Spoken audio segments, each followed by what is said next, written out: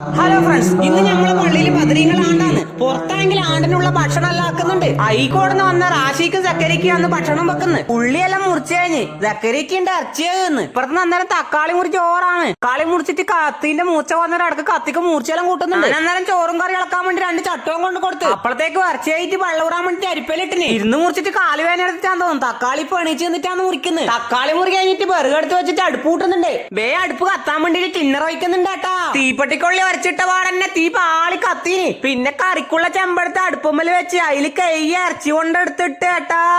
എനിക്ക് ഇറച്ചിമ്മല് ഉപ്പിട്ട് പിന്നെ ഒരു പാത്രം നിറച്ചും പച്ചമുളക് ഇട്ട് എന്റെ 2 കൂടി മുറിച്ചു വെച്ച ഉള്ളിയും തക്കാളി എടുത്ത് പാത്രത്തിൽ തട്ടി കുറച്ചുള്ളി തട്ടാണ്ട് ബാക്കി വെച്ച് കേട്ടാ.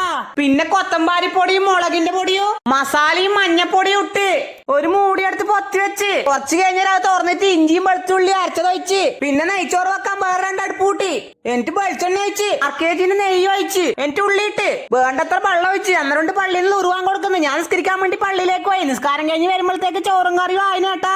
ചോറ് തട്ടാൻ വേണ്ടി മദ്രസേന്റെ ഉള്ളിൽ വായലെല്ലാം പിരിച്ചിട്ട് റെഡിയാക്കിയിട്ടുണ്ട്. ചോറും തട്ടി ബീഫിന്റെ കറി എടുത്തിട്ട് മദ്രസേന്റെ മുന്നിൽ കൊണ്ടുവച്ചിട്ട് നമ്മളെ മഹലിൽ എല്ലാവർക്കും കൊടുത്ത് ചോനെ ബദരീങ്ങളെ ആണ്ടായിട്ട് പള്ളിയായിട്ട് സഹകരിച്ച എല്ലാവർക്കും അവരെ മനസ്സിന്റെ എല്ലാ നല്ല ഉദ്ദേശങ്ങളും നടത്തി കൊടുക്കണേ റബ്ബേ. അപ്പൊ വീഡിയോ ഇഷ്ടപ്പെട്ട സപ്പോർട്ട് ചെയ്യാൻ മറക്കല്ലട്ടാ.